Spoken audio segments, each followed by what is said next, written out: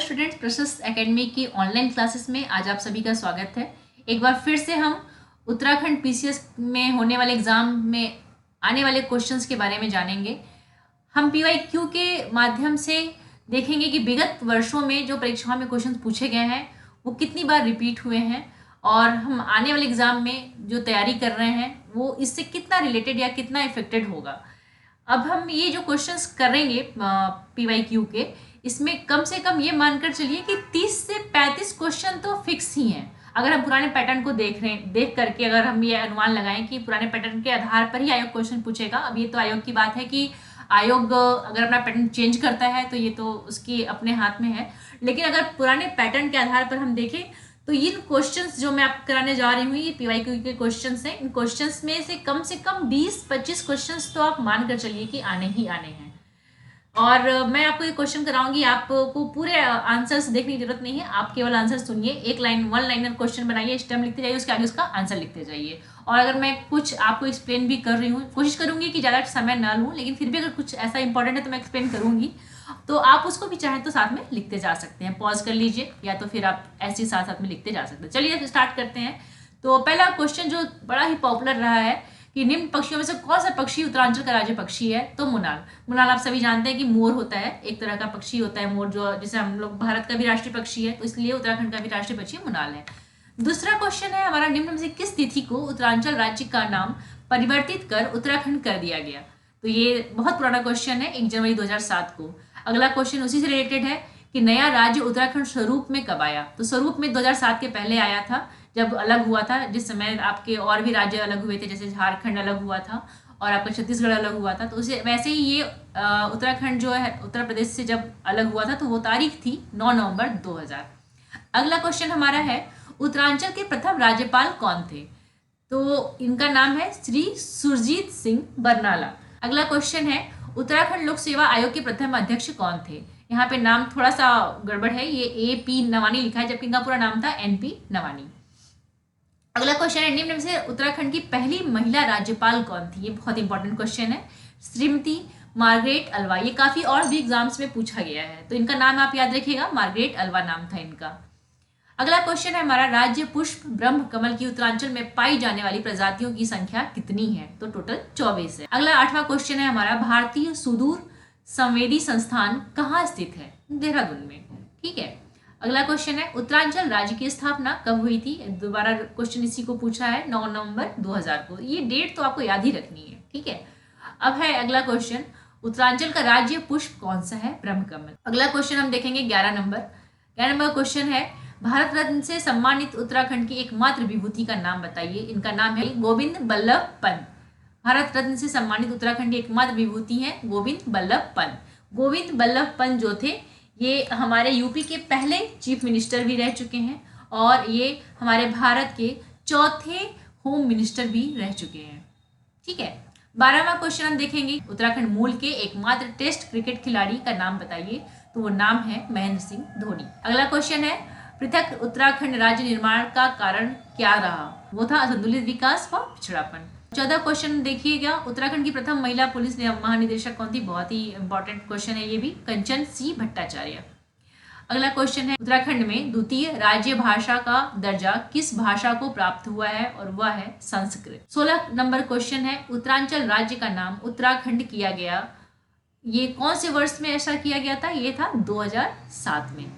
अगला क्वेश्चन है, कुमाऊं रेजिमेंट की स्थापना कब हुई थी। तो इसकी स्थापना हुई थी सन 1945 में। तो अगला क्वेश्चन हमारा है कि उत्तराखंड राज्य के संदर्भ में निम्न कथनों में से कौन सा एक सही नहीं है। तो पहला तो सही है, 27वां राज्य है भारत का उत्तराखंड। दूसरा है, इसकी व्यवस्थापिका एक सदनात्मक है, ये भी करेक्ट है। इसके 95 विकास खंडों में और 78 तहसीलों में विभाजित किया गया है उत्तराखंड को। और अगर आखिरी इसका ऑप्शन दिया हुआ है कि इसकी विधानसभा में 75 सदस्य हैं, जो कि गलत है, क्योंकि इसकी विधानसभा में कितने सदस्य हैं आपको याद रखना है, 70, ठीक है। और मार्च 2022 तक पुष्कर सिंह धामी उत्तराखंड के वर्तमान मुख्यमंत्री और 5वीं विधानसभा में सदन के नेता हैं। और इस विधानसभा के अध्यक्ष कौन है इस समय, ऋतु खंडूरी भूषण जी हैं। चलिए अगला क्वेश्चन देखते हैं कि उत्तराखंड राज्य के प्रथम राज्यपाल कौन थे। तो वो थे सुरजीत सिंह बरनाला। इनका नाम भी आप याद रखिएगा। अगला क्वेश्चन है, उत्तराखंड राज्य का राज्य पशु कौन है।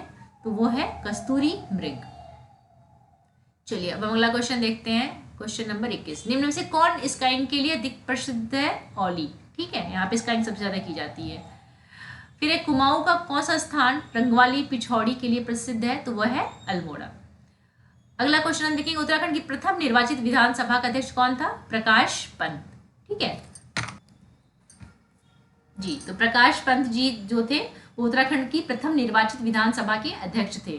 और प्रकाश पंत जो थे अंतिम समय तक भारतीय जनता पार्टी के नेता रहे और साथ ही यह सर्वप्रथम पिथौरागढ़ विधानसभा क्षेत्र से निर्वाचित हुए थे। तो ये सब भी आप थोड़ा चाहे तो थोड़ा बहुत देख सकते हैं। ठीक है, अगला क्वेश्चन हम देखेंगे, गठन के आधार पर उत्तराखंड क्या है? भारत संघ का 27वां राज्य है। ये हमने अभी ऊपर भी पढ़ा था। फिर अगला है, उत्तराखंड के मुख्य न्यायाधीश जो भारत के मुख्य न्यायाधीश भी बने थे वो कौन थे? न्यायमूर्ति एस कपाडिया जी। 26 नंबर क्वेश्चन है, उत्तराखंड लोक सेवा आयोग के प्रथम अध्यक्ष कौन थे? NP नवानी। यहाँ पे देखिए इनका नाम सही लिखा हुआ है। ठीक है, तो ये आप याद रखिएगा। अगला क्वेश्चन हम देख रहे हैं कि 27 नंबर में लिखा है कि निम्न में से कौन सा युग्म सही नहीं है? तो उसका आंसर है अल्मोड़ा कनकपाल। ये याद रखिएगा कि अल्मोड़ा और कनकपाल एक साथ नहीं हो सकते। 28वां क्वेश्चन है, उत्तरांचल राज्य के गठन की तिथि क्या है? 9 नवंबर 2000। ठीक है, ये भी काफी इंपॉर्टेंट क्वेश्चन है और कई बार पूछा जा चुका है। अगला क्वेश्चन है, महात्मा गांधी ने उत्तरांचल के किस स्थान को भारत का स्विट्जरलैंड कहा था? तो वो था आपका कौसानी। ये याद रखिएगा। कुमाऊं का प्रथम कमिश्नर कौन था? ई गार्डनर। अगला क्वेश्चन है, उत्तराखंड क्रांति दल के प्रथम अध्यक्ष कौन थे? DD पंत। ठीक है, अब हम अगला क्वेश्चन देखते हैं, उत्तराखंड के गांधी के रूप में किसे जाना जाता है? इंद्रमणि बडोनी जी। तो इंद्रमणि बडोनी जो थे वो उनका जन्म 24 दिसंबर 1925 को टिहरी गढ़वाल की रियासत अखोड़ी गांव में हुआ था। अगला क्वेश्चन है, भारत के वृक्ष मानव नाम से प्रसिद्ध मनुष्य का नाम है? विशेश्वर दत्त सकलानी। अगला क्वेश्चन है, वह व्यक्ति जिसे उत्तराखंड का गांधी कहा जाता है? अभी हमने पढ़ा स्वर्गीय इंद्रमणि बडोनी जी। स्वतंत्रता सेनानी जिसे गढ़ केसरी कहा जाता है वो कौन थे? अनुसुईया प्रसाद बहुगुणा जी। अगला क्वेश्चन है, नैनीताल में कुमायूं परिषद का गठन कब किया गया था? तो इसका आंसर है 1916 में। अगला क्वेश्चन आप देखिए, उत्तराखंड राज्य की घोषणा सर्वप्रथम निम्न प्रधानमंत्रियों में से एक ने की? किसने की थी उत्तराखंड राज्य की घोषणा? SD देवगौड़ा ने। अगला क्वेश्चन है, उत्तराखंड राज्य का प्रथम मुख्यमंत्री कौन था? तो वो थे नित्यानंद स्वामी जी। अगला क्वेश्चन है, उत्तराखंड में कुल कितने जिले हैं? ये बहुत इंपॉर्टेंट क्वेश्चन है। तो 13 जिले हैं। अगला क्वेश्चन आप देखते हैं 40 नंबर का है, किंगरी विंगरी नीति शैल शाल और धर्मा उत्तराखंड के क्या हैं? इनको किस चीज से रिलेटेड है? इसको आपको याद रखना होगा। तो ये दर्रे हैं यहाँ पर। ठीक है, अगला क्वेश्चन है, माना दर्रा माना पास वो कहाँ पर है? उत्तराखंड में। ठीक है, बॉर्डर है ये। अगला है, निम्न में से कौन उत्तराखंड राज्य की सबसे ऊंची हिमच्छादित पर्वत चोटी है? तो वो है नंदा देवी। बहुत पॉपुलर है ये, सबसे ऊंची है ये। उत्तराखंड में दून किसे कहा जाता है? तो संरचनात्मक घाटियों को बोलते हैं दून वैली, आपने सुना होगा। तो इसीलिए दून जो है वो घाटियों से संबंधित है। अगला क्वेश्चन है, निम्न में से कौन भारत के राज्यों का उनके क्षेत्रफल के आरोही क्रम से सही क्रम में है? तो ये है छत्तीसगढ़, झारखंड, हिमाचल प्रदेश और उत्तराखंड। ठीक है, आरोही क्रम में याद रखिएगा। ये क्रम आपका बदल भी सकता है, तो उसके हिसाब से आप इसको एडजस्ट कर लीजिएगा। अगला क्वेश्चन है, कलियासोड़ भूस्खलन क्षेत्र उत्तराखंड में कहाँ पर स्थित है? इसका आंसर है श्रीनगर और रुद्रप्रयाग के मध्य में। ठीक है, ये क्षेत्र है। अगला क्वेश्चन आपका देखिए वापस से रिपीट हो रहा है, किंगरी विंगरी नीति शैल शाल और धर्मा ये क्या है? ये दर्रे हैं उत्तरांचल के। ये याद रखिएगा, इंपॉर्टेंट क्वेश्चन है। इसी में हम आगे चलते हैं। 48 नंबर क्वेश्चन है, निम्न में से उत्तरांचल का कौन सा स्थान पहाड़ों की रानी के नाम से जाना जाता है? बहुत फेमस है, मसूरी। सभी को पता होगा ये। और ये इसलिए कहा जाता है क्योंकि सबसे बोलते हैं कि स्टीप जो टर्न है वो मसूरी का ही है। ऊंचाई पर होने के साथ साथ ही इसके टर्निंग्स बहुत स्टीप हैं, तो इसीलिए इसको हम पहाड़ों की रानी कहते हैं। निम्न में से उत्तरांचल की कौन सी पर्वत श्रेणी सबसे ऊंची है? तो वह है नंदा देवी की पर्वत श्रेणी। अभी हमने इसको पहले भी पढ़ा था। 50 नंबर क्वेश्चन में हम देखेंगे कि निम्न में से कौन सा स्थान कैलाश मानसरोवर से सबसे कम दूरी पर स्थित है? इसके लिए आपको मैप याद रखना होगा और इस ऑप्शन के आधार पर हम यहाँ पे देखेंगे नारायण आश्रम जो है वो सबसे नजदीक है, लेकिन ये ऑप्शन आपका चेंज भी कर सकता है। तो इसलिए आपको कैलाश मानसरोवर का मैप याद रखना होगा कि उसके आसपास कौन कौन से आश्रम है, आश्रमों की दूरी याद रखने के लिए। चलिए अगला क्वेश्चन है, उत्तराखंड के किस पर्वतीय स्थल मतलब हिल स्टेशन को पहाड़ों की रानी कहा जाता है? देखिए ये रिपीट होते होते ही आपको याद हो जाएगा। यहाँ पे है रानीखेत, चक्राता, नैनीताल और कोयनी। तो ऑब्वियसली अभी आपको मैंने बताया कि वो मसूरी है, तो मसूरी का नाम यहाँ दिया ही नहीं है, तो इसलिए कोयनी होगा। ठीक है, अगला क्वेश्चन है उत्तराखंड के किस भाग में पाताल तोड़ कुएं पाए जाते हैं? तराई में, याद रखिएगा। ठीक है, ये भी इंपॉर्टेंट क्वेश्चन है। ये 2-3 बार पूछा गया है मुझे लग रहा है, मैंने जहाँ तक देखा है। निम्न में से कौन सा एक उत्तरांचल का जिला नहीं है? वो रुड़की है। जिला नहीं है रुड़की, रुड़की तहसील है, याद रखिएगा। उत्तराखंड का कुल क्षेत्रफल कितना है? ये तो याद रखने की चीज़ है, सीधा सीधा 53,483 वर्ग किलोमीटर। ये वर्ग किलोमीटर यूनिट भी जरूर याद रखिएगा, कभी कभी यूनिट चेंज करके पूछता है आपसे, तो ये याद रखिएगा। अगला क्वेश्चन है उत्तराखंड का कौन सा जिला नेपाल की सीमा को छूता है? तो यहाँ पे जो जिले दिए हुए हैं इसमें जो आंसर दिया हुआ था वो था पिथौरागढ़, जबकि पिथौरागढ़ आपको याद रखना पड़ेगा। इसको एक ट्रिक से याद कर सकते हैं कि जो नेपाल की सीमा को छूता है वो कप है। कप कैसे छूता है? आपका चंपावत, उधम सिंह नगर और पिथौरागढ़, ये तीनों ऐसे आपके जिले हैं जो कि नेपाल की सीमा को छूते हैं। ठीक है, इसी में आपका एक क्वेश्चन ये भी पूछ सकता है कि चाइना को कौन कौन से जिले छूते हैं, तो उसमें आप याद रखिएगा चंपू। चंपू से आप याद रखिएगा कि चाइना को कौन कौन से जिले छूते हैं, उत्तरकाशी, चमोली और पिथौरागढ़। ठीक है, चलिए अगला क्वेश्चन, इसको आप नोट कर लीजिएगा, देख लीजिए, इसमें लिखा हुआ है ये कि नेपाल जो छूता है वो कप है, मतलब कप सी से चंपावत हो गया, यू से आपका उधम सिंह नगर हो गया और पी से पिथौरागढ़ हो गया। चाइना से अगर पूछता है तो चाइना में आप याद रखिएगा कि चंपू, CHM से आपका हो गया चमोली और पी से हो गया पिथौरागढ़ और यू से हो गया उत्तरकाशी। चलिए अगला क्वेश्चन देखते हैं। अगला क्वेश्चन है निम्न में से कौन सा पर्वत पदीय नगर नहीं है? तो वो है रुद्रपुर। ठीक है, अगला क्वेश्चन है सुप्रसिद्ध कैलाश मानसरोवर यात्रा कहाँ से गुजरती है? तो याद रखिएगा लिपुलेख दर्रे से। ठीक है, अगला क्वेश्चन हम देखेंगे। अगला क्वेश्चन है उत्तराखंड में निम्न में से कौन सी पर्वत श्रेणी मुख्य सीमांत भ्रंश और मुख्य मध्यवर्ती भ्रंश के बीच स्थित है? और वह पर्वत श्रेणी है लघु हिमालय, याद रखिएगा। 59 क्वेश्चन में आप जो देख रहे हैं ये है आपका कि कौन कौन से ऐसे आपके कथन है जो कि सही है। तो पहला कथन इसमें क्या लिखा है कि उत्तराखंड राज्य का निचला हिमालयी क्षेत्र अधिक आबादी वाला है। तो ठीक है, हम ये सब कॉमन सेंस की बात है कि पहाड़ों पे लोग कम रहते हैं और प्लेन्स में ज़्यादा रहते हैं, तो लोग नीचे ज़्यादा रहेंगे। दूसरा आपका है कि बाह्य हिमालय मुख्यतः वनाच्छादित है। ठीक है, और तीसरा है कि भाबर क्षेत्र में अधिकांशतः मृदाओं के मोटे निक्षेप पाए जाते हैं। इसमें जो तीसरा है ये गलत है और पहला और दूसरा सही है। चलिए अगला क्वेश्चन देखते हैं। उत्तराखंड राज्य के किस जनपद की सीमा राज्य के 7 जनपदों के साथ है? तो वो पौड़ी। पौड़ी को आप इसको भी आप इस क्वेश्चन को मैप से सॉल्व कर सकते हैं। ठीक है, आपको मैप तो याद ही रखना है ताकि आपको ये पता रहे कि अगर कभी कुछ अगर ये भी पूछ सकता है कि किस सीमा राज्य के 5 जनपदों के साथ है, तो उसके लिए भी आपको मैप से याद, अगर आपको मैप याद है तो आप किसी भी तरह के क्वेश्चन कर सकते हैं।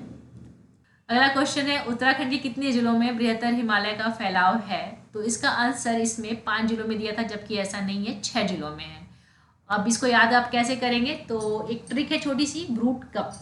कप में आप ब्रू कॉफ़ी पी सकते हैं। तो ब्रू का जो आप एक्सटेंड करेंगे तो बी से हो जाएगा बागेश्वर, RU से हो जाएगा रुद्रप्रयाग और T से हो जाएगा आपका टिहरी, और कप का आपका वही है, C से चमोली, U से उत्तरकाशी और P से पिथौरागढ़। तो ये याद रखिएगा कि ब्रूट कप, ये आपके 6 जिले हैं जहाँ पर बृहत्तर हिमालय का फैलाव है। ठीक है, चलिए अगला क्वेश्चन। उत्तराखंड के किस जिले में गैरसैंण स्थित है? बहुत आसान सा क्वेश्चन है ये, चमोली में, बहुत फेमस क्वेश्चन रहा है ये।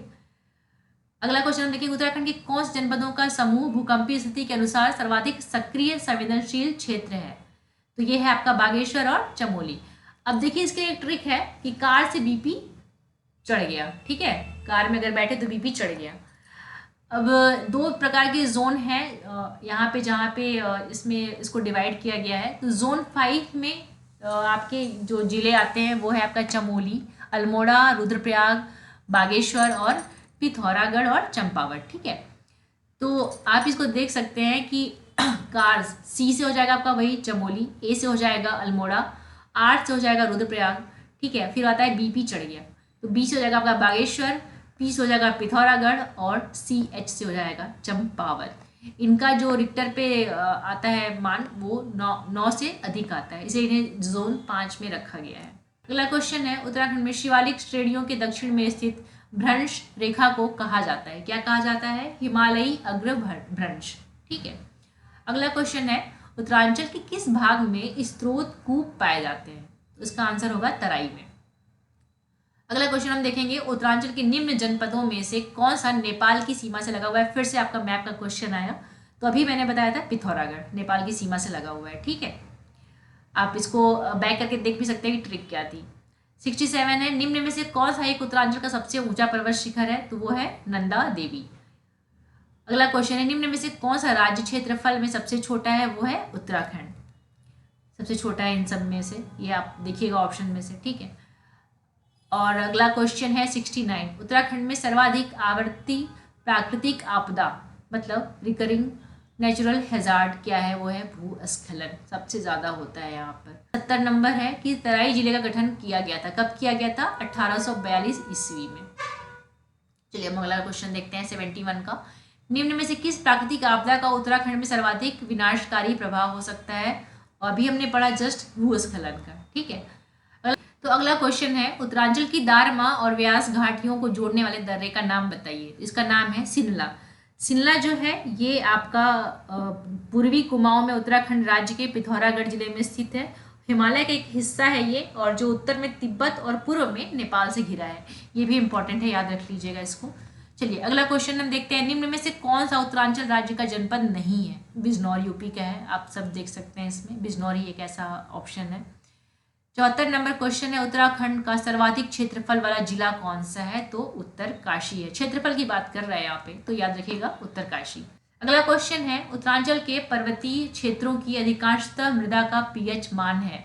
तो इसका ऑप्शन सी सही है, 5.5 से 6.5 के मध्य, मतलब एसिडिक होता है। अगर आप पीएच स्केल देखेंगे तो उसमें 7 से पहले की जो वैल्यू है वो एसिडिक मानी जाती है, और 7 के बाद की जो वैल्यू है वो बेसिक मानी जाती है।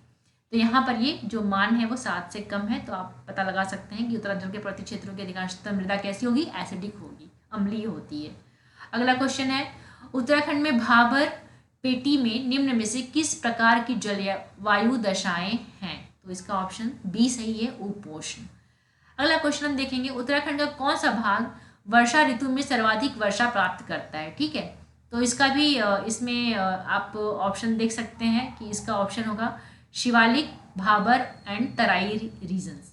ठीक है, तो अब इसका ऑप्शन दोनों दिया हुआ था, तो ये ऑप्शन थोड़ा सा सही नहीं है। अगर इसमें दो ऑप्शन करेक्ट हैं, एक भाबर भी और एक तराई भी। ठीक है, आप इसको नोट कर लीजिएगा, यहाँ पे सबसे ज़्यादा वर्षा होती है। अगला क्वेश्चन है 78 नंबर, उत्तराखंड में निम्न में से कौन सा वन्य जीव संरक्षित क्षेत्र टाइगर रिजर्व है? बहुत फेमस है ये, इट्स अ कॉर्बेट राष्ट्रीय उद्यान। ठीक है। 79 नंबर है, निम्न में से कौन सा एक उत्तराखंड के पर्वतीय क्षेत्र में नगरीयकरण का प्रतिफल नहीं है? तो वो है वन्य जीवों में अभिवृद्धि। ठीक है। अगला क्वेश्चन है, निम्न में से कौन सा एक उत्तराखंड में जैव विविधता के ह्रास का कारण नहीं है? फिर से वही उसी टाइप का क्वेश्चन है, तो वो है बंजर भूमि का वनीकरण। अगर वनीकरण होगा तो ह्रास कैसे होगा? ठीक है। 81 नंबर क्वेश्चन है, उत्तराखंड राज्य की किस राष्ट्रीय पार्क को वर्ष 2016 में प्रोजेक्ट टाइगर परियोजना के अंतर्गत सम्मिलित किया गया है? और वह है राष्ट्रीय राजाजी पार्क। ठीक है।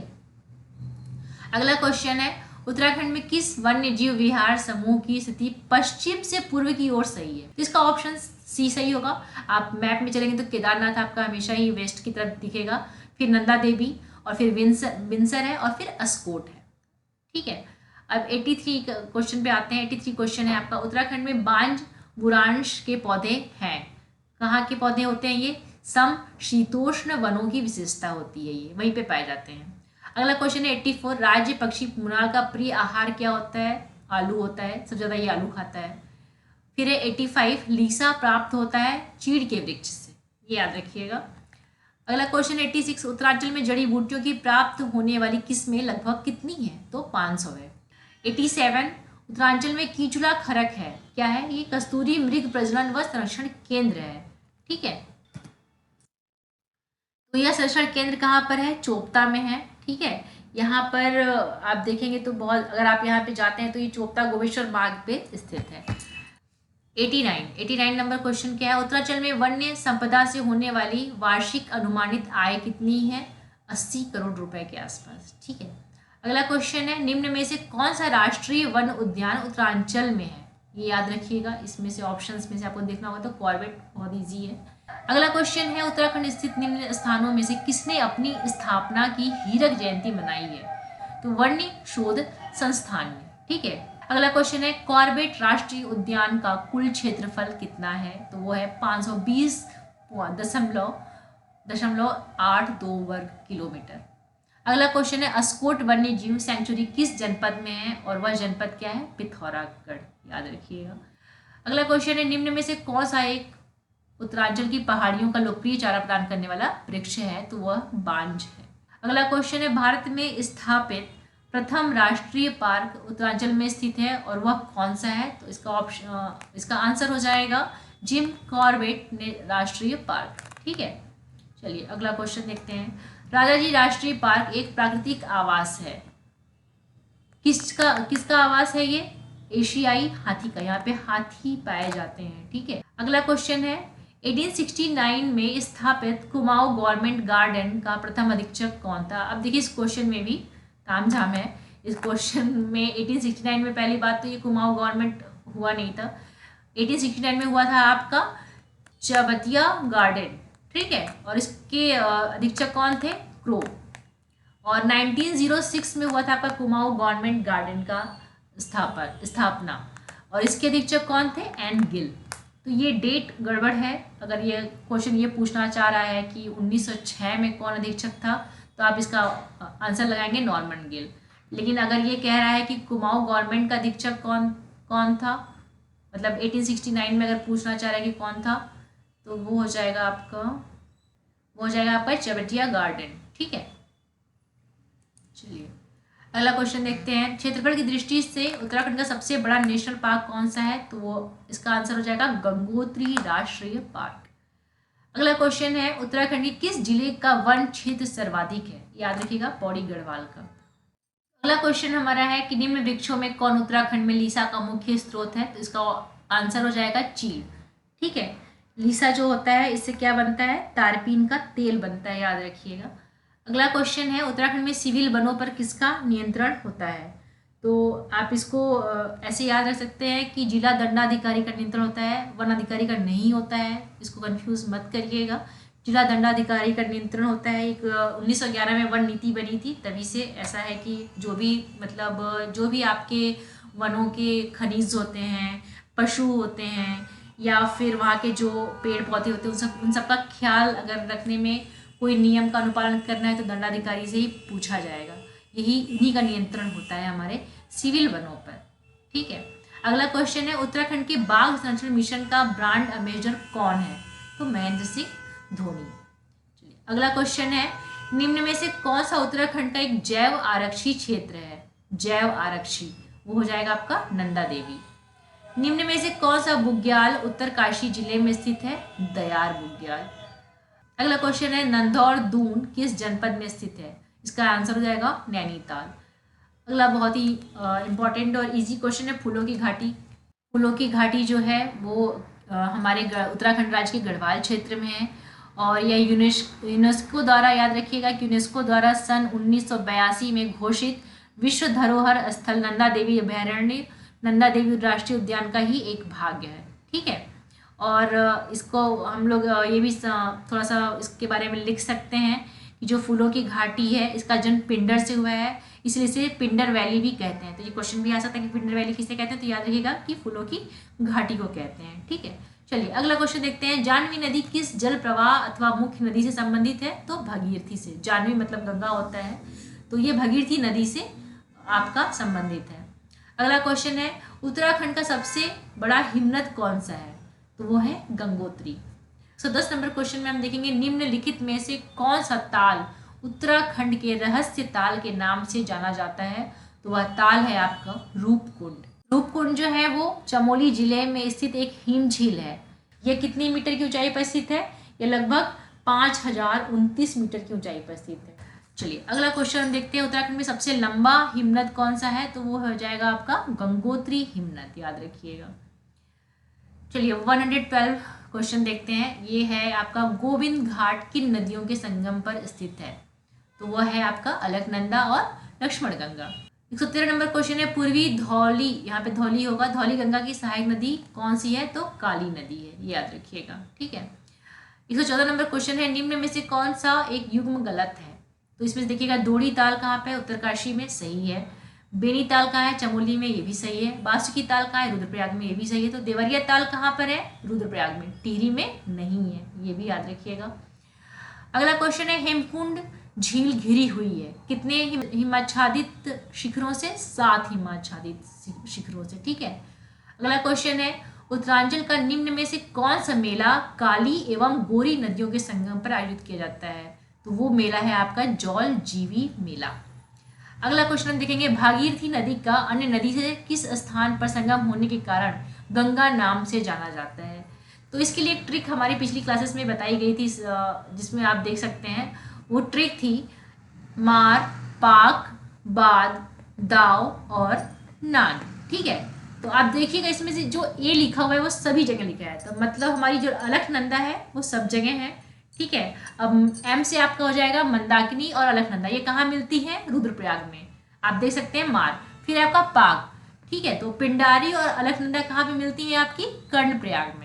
फिर है आपका बी ए डी, बी से हो जाएगा भागीरथी, ए से हो जाएगा अलकनंदा, ये कहाँ मिलती है? आपकी डी से, देवप्रयाग में, ठीक है। फिर आपका आता है डी ए बी, डी से हो जाएगा धौली गंगा और ए से हो जाएगा अलकनंदा, ये कहाँ मिलती है? आपकी विष्णु प्रयाग में। फिर आपका नान है, एन से हो जाएगा आपका नंदाकिनी, ए से हो जाएगा अलकनंदा, ये दोनों नदियाँ कहाँ मिलती हैं? आपकी नंद प्रयाग में। तो ये हमारे 5 प्रयाग हैं, आपको याद रखने हैं, ठीक है। तो इस ट्रिक से आप इसको, आपको पिछली क्लासेस में भी बताया गया है, आप उसको देख सकते हैं जा करके, तो आपको पूरा नदियों के बारे में एक मैप आपके माइंड में रहेगा। चलिए अगला क्वेश्चन देखते हैं, उत्तराखंड के किस जनपद में प्राकृतिक झीलों की संख्या सर्वाधिक है? तो वो है आपका जनपद कौन सा? चमोली। अगला क्वेश्चन हम देखेंगे, भागीरथी एवं अलकनंदा नदियां मिलकर गंगा कहलाती हैं कहाँ पर? देवप्रयाग में, ये याद रखिएगा, ठीक है। अभी हमने बताया आपको। निम्न नदी युग्मों में से कौन सुमेलित नहीं है, मतलब कौन सही से नहीं है? तो वो हो जाएगा आपका विष्णु गंगा धौली पूर्व, ये सही सुमेलित नहीं है। अगला है, इनमें गंगा की कौन सी सहायक नदी उत्तर वाहिनी, नॉर्थ वर्ड्स, उत्तर वाहिनी मतलब किधर जाएगी? ये आपकी ऊपर की तरफ, तो वो कौन सी है? सोन नदी है। चलिए अगला क्वेश्चन देखते हैं, 122 नंबर। ये आपका 2 तालिकाएं दी हुई हैं और इसमें ताल पूछा है और उसमें स्थान पूछा है। तो पहला है आपका 7 ताल। 7 ताल कहाँ है आपका? आप देख लीजिए, नैनीताल, जिसको पता होगा कि 7 ताल नैनीताल में है, आप सभी जानते हैं नैनीताल फेमस है 7 तालों से, तो 7 ताल नैनीताल में। और पहले का ऑप्शन 3rd है, और पहले का ऑप्शन 3rd केवल यहाँ पे ऑप्शन बी में दिया हुआ है, तो इसी से पता चल जा रहा है कि ये ऑप्शन सही है। दोण सागर ताल कहाँ पर है? काशीपुर में। डोडी ताल कहाँ पर है आपका? उत्तरकाशी में। और बिरही ताल कहाँ पर है आपका? चमोली में। ये क्वेश्चन आपका हो गया। अब अगला क्वेश्चन हम चलते हैं। अगला क्वेश्चन पूछा है, निम्न में से एक पंचप्रयाग में सम्मिलित नहीं है। अभी मैंने पंचप्रयाग के नाम आपको बताया, उसमें सोन कहीं आया था? नहीं आया था, तो ये सम्मिलित नहीं है। 124 नंबर में क्या है, उत्तरांचल की निम्न झीलों में से कौन सी आकार में त्रिभुजाकार है, ट्रायंगल शेप है? तो वो है आपका सतोपंथ ताल, ये ट्रायंगल शेप में है।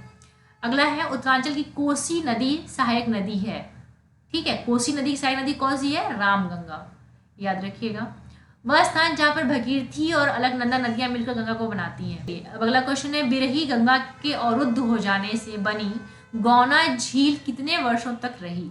तो उसका आंसर है 77 वर्ष, 77। अगला क्वेश्चन है, भागीरथी नदी का अन्य नदी से किस स्थान पर संगम होने के कारण गंगा नाम से जाना जाता है? देवप्रयाग, अभी अभी हमने पढ़ा इसको। तो उस ट्रिक को तो आप कहीं याद कर लीजिए, लिख लीजिए, बहुत इंपॉर्टेंट ट्रिक है, आपको कई सारे क्वेश्चन उससे सॉल्व हो जाएंगे। अगला है क्वेश्चन, कुमाऊं और गढ़वाल में द्रोण माप तौल की इकाई थी, किससे नापा जाता था, किसको नापा जाता था द्रोण से? तो उसका आंसर हो जाएगा जमीन और अनाज के लिए, ठीक है। अगला क्वेश्चन है, उत्तराखंड राज्य की निम्न खाद्य फसलों में सर्वाधिक क्षेत्रफल पर बोई जाने वाली फसल है, कौन सी फसल है? गेहूं है। अगला क्वेश्चन है, उत्तराखंड पशुधन विकास बोर्ड का प्रशिक्षण केंद्र कहाँ पर है? तो वो ऋषिकेश में है, ठीक है। 132, Guinness book of world records में अल्मोड़ा दर्ज है 6.6 मीटर ऊंचाई का एक पौधा उगाने के लिए। अब वो पौधा कौन सा है, तो वो मिर्च का पौधा है, ये याद रखिएगा, मिर्च का पौधा है, 6.6 मीटर की ऊंचाई तक गया था ये। अगला क्वेश्चन है, उत्तरांचल में कृषि भूमि नापने का पैमाना है नाली व मुट्ठी। अगला क्वेश्चन है, उत्तरांचल में कृषि योग्य भूमि है लगभग कितनी, 13%। आगे देखते हैं हम लोग, निम्न में से उत्तरांचल के किन फल उत्पादक जिलों को भारत सरकार ने लीची निर्यात जोन में सम्मिलित किया है, देहरादून को। अब यहाँ भी लीची उगाई जाने लगी है। उत्तरांचल के पर्वतीय क्षेत्र में एक नाली जमीन कितने वर्ग मीटर के बराबर होती है, तो 200 के, याद रखिएगा इसको। अगला क्वेश्चन है, उत्तरांचल के पर्वतीय क्षेत्र की कृषि में मानव श्रम का प्रमुख योगदान उपलब्ध कराया जाता है किसके द्वारा, महिला कर्मकारों के द्वारा। कितना इंपॉर्टेंट क्वेश्चन है, महिलाओं के द्वारा, ठीक है, याद रखिएगा, प्रमुख योगदान है। निम्न में से दुग्ध एवं दुग्ध उत्पादों का कौन सा ब्रांड उत्तरांचल से संबंधित है, तो वो है आंचल। अगला है, उत्तरांचल का ही आंचल लिया गया था यहाँ पर, ठीक है, याद रखिएगा, दूध के लिए। उत्तरांचल में भकार का उपयोग होता है खाद्यान्न संग्रह के लिए। अगला क्वेश्चन है, उत्तराखंड में उगाया जाने वाला अनाज मंडुआ का निर्यात अधिकांशतः किस देश को किया जा रहा है, तो इसका आंसर है जापान को, याद रखिएगा। अगला क्वेश्चन हम देखेंगे 141 नंबर, उत्तरांचल में उगाई जाने वाली फसलों का सबसे महत्वपूर्ण समूह कौन सा है, तो वो समूह है आपका धान, गेहूं, मंडुआ व आलू। यहाँ भी डिपेंड करता है कि यहाँ पे आलू के साथ और भी कुछ लिखा होगा तो ध्यान दीजिएगा उसको, ठीक है, लेकिन धान और गेहूं तो इम्पोर्टेंट है ही, आपका ये याद रखिएगा, महत्वपूर्ण है। अगला क्वेश्चन है, जैव कृषि ऑर्गेनिक और बायो फार्मिंग को प्रोत्साहित करने के लिए किस राज्य ने अपने को जैव राज्य घोषित किया था, तो वो था उत्तरांचल। अगला है एसोसिएशन रीजन का क्वेश्चन, इसमें ए में लिखा है कि उत्तरांचल के लोगों का मुख्य व्यवसाय कृषि है और इस राज्य की 90% जनसंख्या कृषि पर निर्भर है। ये मुख्य व्यवसाय तो सही है लेकिन 90% नहीं है, मुझे जहाँ तक याद रहा है अप्रॉक्सीमेट 69 पॉइंट समथिंग है, तो ये ऑप्शन गलत हो जाएगा। अगला है, उत्तराखंड का मुख्य व्यवसाय क्या है, तो उत्तराखंड का मुख्य व्यवसाय क्या है, कृषि है, याद रखिएगा। 145 नंबर, उत्तराखंड के पर्वतीय भाग में ग्रामीण जनसंख्या की आजीविका का प्रमुख स्रोत क्या है, कृषि व पशुपालन, ये आपका प्रमुख स्रोत है यहाँ पर उत्तराखंड में आजीविका का। अगला क्वेश्चन देखेंगे, उत्तराखंड में प्रथम डेयरी संघ स्थापित किया था, प्रथम कहाँ पर, हल्द्वानी में। निम्न में से कौन उत्तराखंड की एक प्रमुख नकदी फसल है, तो कौन सा है वो, गन्ना। अगला क्वेश्चन, निम्न में से कौन सी फसल उत्तराखंड में कुल जोत के अधिकांश भाग में बोई जाती है, सबसे ज्यादा जिस फसल को उगाया जाता है वो है आपका गेहूं, क्योंकि यहाँ का जो बोलते हैं क्लाइमेट है, क्लाइमेटिक कंडीशन गेहूं के लिए बहुत अच्छा माना जाता है। अगला क्वेश्चन है, फसल कटाई में टिहरी रियासत के अंतर्गत जमींदार के हिस्से को क्या कहते थे, तिहाड़ कहते थे। टिहरी, टी से टिहरी और टी से तिहाड़, याद रखिएगा, टीटी है दोनों। उत्तराखंड में गंगा गाय महिला डेयरी योजना लागू की गई थी, किसके द्वारा, हरीश रावत जी के द्वारा। फिर से आपका एसोसिएशन रीजन का क्वेश्चन आ गया, एसोसिएशन में है ये आपका कि गढ़वाल में सीढ़ीदार कृषि पारिस्थितिक तंत्र है और रीजन है इसका, यह पहाड़ी ढालों पर भूमि तथा जल संरक्षण का समुचित उपाय है, तो इसका आंसर क्या सही होगा, ए और आर दोनों सही है तथा आर ए का सही स्पष्टीकरण। अगला क्वेश्चन है, टिहरी बांध स्थित है भगीरथी नदी पे, इस क्वेश्चन को कई बार घुमा फिरा के पूछते हैं तो इसको याद रखिएगा। 153 क्वेश्चन है, उत्तराखंड राज्य की सबसे बड़ी जल विद्युत परियोजना कौन सी है, टिहरी परियोजना। अगला क्वेश्चन है, उत्तरांचल में निर्माणाधीन टिहरी बांध है किस नदी पर, भगीरथी नदी पर। टिहरी, भगीरथी, सबसे बड़ी विद्युत जल परियोजना, याद रखिएगा, तीनों इंपॉर्टेंट है। जोशियारा से धरासू तक विद्युत परियोजना हेतु जल ले जाने के लिए निर्मित 16 किलोमीटर लंबी भूमिगत सुरंग स्थित है किस नदी पर, भागीरथी नदी पर। अगला क्वेश्चन है, कोटेश्वर बांध का निर्माण किस नदी पर किया जा रहा है, तो कौन सी नदी है वो आपकी, भागीरथी नदी। अगला क्वेश्चन है, टिहरी से संबंधित निम्न कथनों में से कौन सा एक सही नहीं है, तो पहला है, टिहरी राज्य भारतीय गणतंत्र में 1949 में सम्मिलित हुआ, इम्पोर्टेंट सही है ये, इसमें कुछ भी गलत नहीं है। टिहरी बांध प्रोजेक्ट 1972 में प्रस्तावित किया गया था, ये भी सही है। टिहरी बांध ने भागीरथी नदी को निगल लिया है, ये भी सही है, क्योंकि विलय के पश्चात उस क्षेत्र को काट कर एक मंडल के रूप में बना दिया गया, ये गलत है, ठीक है, ऐसा कुछ नहीं किया गया है। अगला क्वेश्चन हम देखेंगे, उत्तरांचल में निर्माण किया जा रहा टिहरी बांध है कौन सी नदी पर? भागीरथी एवं भिलंगाना नदी पर। ठीक है, भिलंगना नदी पर और भागीरथी दोनों भ से हैं, तो यहाँ पर टिहरी बांध बनाया जा रहा है। निम्न में से किस नदी पर टिहरी जल विद्युत इकाई स्थित है? वो है भागीरथी। भागीरथी और टिहरी एक दूसरे को याद रखिएगा, बहुत जुड़े हुए हैं दोनों। जनपद पिथौरागढ़ से 165 किलोमीटर दूर स्थित जहाँ ऊनी वस्तुएं, शाल, कालीन, पंखी, पश्मीना, दुशाले, जड़ी बूटियाँ इत्यादि मिलती हैं, उसका नाम क्या है? मुनस्यारी। हमने आज 160 क्वेश्चंस सॉल्व कर लिए हैं। अगले क्वेश्चन मुझे लगता है कि 450 के करीब क्वेश्चन इसमें दिए थे। हाँ, 450 के आसपास क्वेश्चन दिए थे। तो अगली क्लासेस में हम कोशिश करेंगे कि सारे क्वेश्चन कवर कर लें। दोस्तों, हम क्वेश्चंस रह गए थे, वो 3 क्वेश्चन मैं आपको फटाफट करा देती हूँ। वो 3 क्वेश्चंस हैं 47, 88 और 91। तो पहला क्वेश्चन हम देख लेते हैं 47 का। ये क्वेश्चन है, नहान पर्वत श्रृंखलाएं स्थित हैं, कहाँ पर स्थित है? तो चारों ऑप्शन आप देखेंगे तो इसमें हल्द्वानी दिखाई देगा आपको, हल्द्वानी के निकट। तो इसका आंसर हो जाएगा हल्द्वानी के निकट।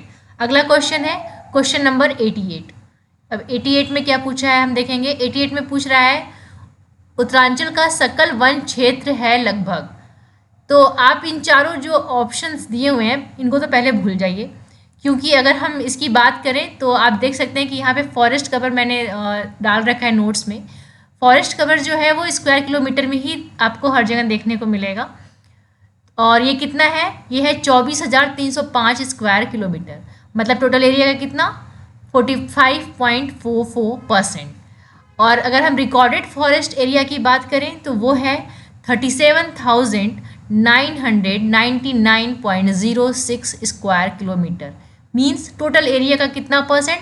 71.02%। तो 88 का आंसर जो होगा वो होगा 24,305 स्क्वायर किलोमीटर में होगा, और ये हेक्टेयर में नहीं होगा। ओके, चलिए अब अगला क्वेश्चन देखते हैं 91। 91 क्वेश्चन क्या है हमारा? 91 क्वेश्चन है, हिमालय में मोनाल पक्षी जिन ऊंचाइयों के भीतर पाया जाता है वह क्या है?